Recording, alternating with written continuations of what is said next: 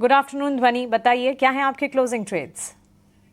Good afternoon Mansi, और बाकी सबको भी मेरी तरफ से वेरी गुड आफ्टरनून। यहाँ पे क्लोजिंग ट्रेड्स भी मेरी तरफ से दो बाय के ट्रेड्स रहेंगे। जो कॉन्फिडेंस मुझे यहाँ पे बनता हुआ देखने को मिल रहा है, सबसे पहले मुथूट फाइनेंस का यहाँ पे काउंटर है। इसके अंदर आप इंट्राडे चार्ट्स पे देखें तो वहां पे एक ब्रेकआउट विटनेस करने को मिल रहा है, तो करंट लेवल से आप इसको बाय करके चल सकते हैं। टारगेट जो ऊपर की तरफ है तो 2260, और स्टॉप लॉस आपको 2165 का मेंटेन करके रखना है।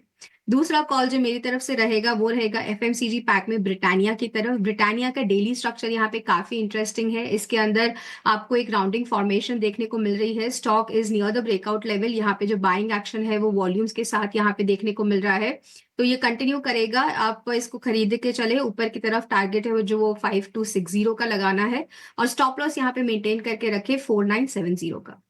तो चलिए एफएमसीजी पैक से एक ब्रिटानिया 5260 के टारगेट्स और गोल्ड फाइनेंसिंग काउंटर्स। इनफैक्ट ध्वनि आज सुबह भी इसका जिक्र हमने किया था, और मुथूट मनापुरम में से ही एक कॉल ध्वनि की तरफ से भी आती हुई, और यहाँ पर खरीदारी की राय बन रही है। आज के सत्र में मुथूट फाइनेंस में हमने एक्शन और मनापुरम में भी देखा था। इस वक्त 2260 के टारगेट्स को मानकर आगे चल सकते हैं। 2188 के लेवल्स पर हल्की फुल्की आधे % तक के डाउन ट्रेंड्स देखने को मिल रहे हैं। कुणाल, गुड आफ्टरनून, आप बताइए आपकी तरफ से क्लोजिंग ट्रेड्स क्या होंगे।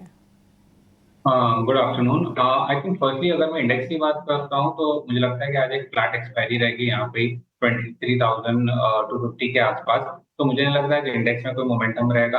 और स्टॉक स्पेसिफिक अप्रोच डेफिनेटली है। आज हमने देखा कि ब्रॉडर मार्केट में पार्टिसिपेशन काफी अच्छा है, तो यहाँ पे फोकस ब्रॉडर मार्केट्स पे रहेगा रादर देन हेडलाइन इंडेक्स पे। पीएसयू एज अ बास्केट लग रहा है कि एक अच्छा खासा वापस रैली के लिए स्टार्ट हो चुके हैं। तो मुझे लगता है पीएसयूज में ही फोकस करना चाहिए, और मेरे दोनों बाय कॉल रहेंगे वो भी पीएसयू स्पेस में से ही रहेंगे। जो फर्स्ट बाय कॉल है मेरे एंड से वो है कोल इंडिया। कोल इंडिया में आप देखोगे कि स्टॉक ने एक बॉटम फॉर्मेशन, एक इनवर्स हेड एंड शोल्डर का पैटर्न बनाया है। यहाँ पे स्टॉक ने आज के ट्रेडिंग सेशन में अपने 20 डीएमए को भी सरपास कर दिया वॉल्यूम्स के साथ। मुझे लग रहा है यहाँ से एक अच्छी खासी तेजी कोल इंडिया में होनी चाहिए, तो कोल इंडिया बाय की सलाह रहेगी। 382 का स्टॉप लॉस रखना है डाउन साइड पे, और हायर लेवल्स पे 392 और 396 के टारगेट्स रहेंगे कोल इंडिया में। सो कोल इंडिया फर्स्ट पिक रहेगा बाय साइड पे। सेकंड रहेगा कॉनकॉर, जो है container corporation of India. Similar structure है, अगेन बॉटम फॉर्मेशन दिखाई दे रहे हैं स्टॉक में। यहाँ से एक अच्छा खासा रैली आनी चाहिए करंट लेवल से। काफी ओवरसोल्ड टेरिटरी में है, सो एक बाउंस भी बनता है। सो 771 770 के आसपास चल रहा है, करंट लेवल्स पे लॉन्ग कर सकते हो। 754 का आपको स्टॉप लॉस रखना है। हायर एंड पे 790 और 800 के टारगेट्स हैं। चलिए कुणाल शाह की तरफ से भी दोनों कॉल्स खरीदारी की। कोल इंडिया और साथ ही container corporation of India Concor 2% की तेजी ये स्टॉक भी इस वक्त देख रहा है। हमारे साथ ओशो कृष्णन भी है। गुड आफ्टरनून ओशो, बताइए आपकी तरफ से क्या खरीदारी की ही होंगी कॉल्स आज। Very good afternoon. यस, दोनों ही बाई के रिकमेंडेशन हैं। सबसे पहले अगर हम देखें, सीमेंट काउंटर में काफी स्ट्रांग बाइंग ट्रैक्शन आया हुआ है, एंड मुझे रैमको सीमेंट का टेक्निकल स्ट्रक्चर काफी पॉजिटिव लग रहा है। इसमें अगर हम देखें वीकली टाइम फ्रेम पे 880 के आसपास नवंबर मंथ में ब्रेकआउट आया था। वापस से काउंटर अपने नेकलाइन को रीटेस्ट कर रहा है, जो कि 200 डे सिंपल मूविंग एवरेज से भी कोइंसाइड कर रहा है। तो मुझे लगता है कि यहाँ पे बहुत स्ट्रांग ट्रैक्शन है बाइंग की तरफ। सो रैमको सीमेंट पे बाई की सलाह बन रही है। करंट लेवल्स पे 950 से 955 तक के टारगेट्स हमें शॉर्ट टर्म में देखने को मिल सकते हैं, एंड वहीं 880 का स्टॉप लॉस मेंटेन करने की सलाह है। सेकंड काउंटर जिसका शो के स्टार्टिंग में ही जिक्र हुआ था, एचडीएफसी बैंक का, वो मुझे लगता है आज ऑल्दो हायर लेवल से थोड़ा कूल ऑफ हुआ है, बट अभी काफी स्ट्रांग पोजिशनिंग है काउंटर का, अपने 200 डे सिंपल मूविंग एवरेज पे है। तो मुझे लगता है एचडीएफसी बैंक में एक अच्छा ट्रैक्शन यहाँ पे बन सकता है। तो इस काउंटर को करंट लेवल्स पे बाय करने की सलाह बन रही है। 1620 बहुत स्ट्रांग सपोर्ट है, उसका स्टॉप लॉस मेंटेन करना है, एंड हायर लेवल्स पे 1720 तक के टारगेट्स हमें पोजिशनल बेसिस पे देखने को मिल सकते आ गई दो खरीदारी की कॉल ओशो कृष्णन की तरफ से भी, और क्लियरली यहाँ पर लॉजिस्टिक्स स्पेस से जुड़ी स्टॉक्स, कोल इंडिया जैसे काउंटर्स, एफएमसीजी पैक, सीमेंट और बैंकिंग एंड फाइनेंशियल प्लेयर्स हमारे एक्सपर्ट्स की लिस्ट में जरूर हैं। गोल्ड फाइनेंसिंग कंपनियां भी आ गई, लेकिन फार्मा पर किसी ने ओपनिंग नहीं की। आदित्य, गुड आफ्टरनून, क्या आपकी लिस्ट में फार्मा सेक्टर शामिल हैं? Very good afternoon. आप बुल्स आए, मेरा जो पिक रहेगा फार्मा से ही रहेगा। और मुझे लगता है कि बाजार में काफी वॉलेटिलिटी बनी हुई है। कल भी हमने देखा कि निफ्टी में 200 पॉइंट का अप मूव, फिर 200 पॉइंट का डाउन मूव। इसके चलते फार्मा एक स्लो एंड स्टेडी अपराइजर रहा है और अच्छे से एस्केलेट कर रहा है ऊपर की साइड। तो मुझे लगता है सन फार्मा में एक अक्यूमुलेशन या बाय की सलाह बनती है।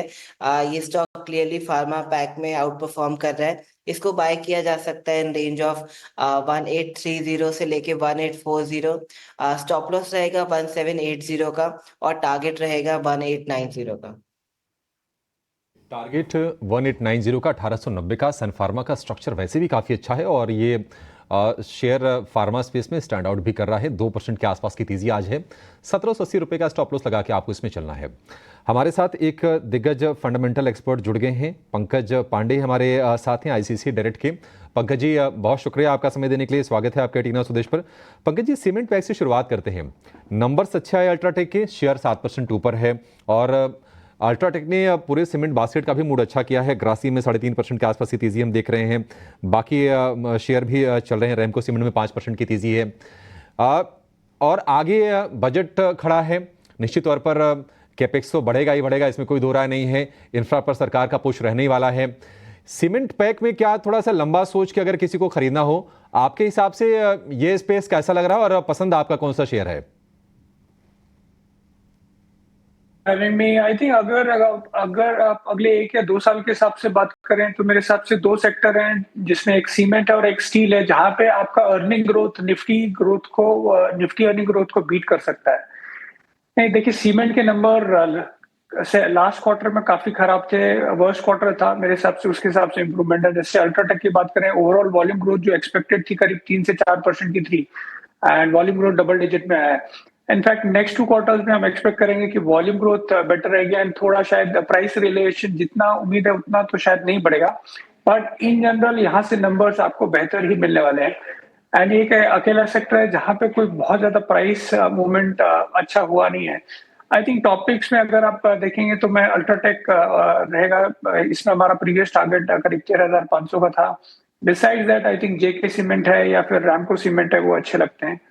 एंड स्टील अगर देखें, मेरे हिसाब से अभी नतीजे नहीं आए, बट ओवरऑल सेंस है कि स्टील में एक कहीं अगर सरकार एक काफी टाइम से कोशिश करेगी कि एक सेफगार्ड ड्यूटी लगाएगी, आई थिंक उसका जो डेल्टा होता है या उसकी वजह से जो अर्निंग्स में जंप आता है वो काफी सिग्निफिकेंट आता है। जैसे कि जेएसडब्ल्यू स्टील में अगर 5% का सेफगार्ड ड्यूटी लगता है तो करीब 25% का एबिटा का एक डेल्टा निकल के आता है। तो मेरे हिसाब से जेएसडब्ल्यू स्टील या जेएसपीएल मेटल पैक में मेरे काफी अच्छे लगते हैं। तो ओवरऑल सीमेंट एंड स्टील काफी अच्छे लगते हैं। प्लस आई थिंक जैसे आपने हाईलाइट किया कि बजट को लेके भी काफी उम्मीद है कि हालांकि इस साल थोड़ा केपेक्स स्लाइटली कम होगा, बट अगले साल काफी एक्सपेक्टेशन है कि ये जो केपेक्स का टेम्पलेट है सरकार का वो मेंटेन रहेगा एंड उसका फायदा ऑब्वियसली सीमेंट एंड स्टील जैसे कोर सेक्टर्स को मिलना चाहिए।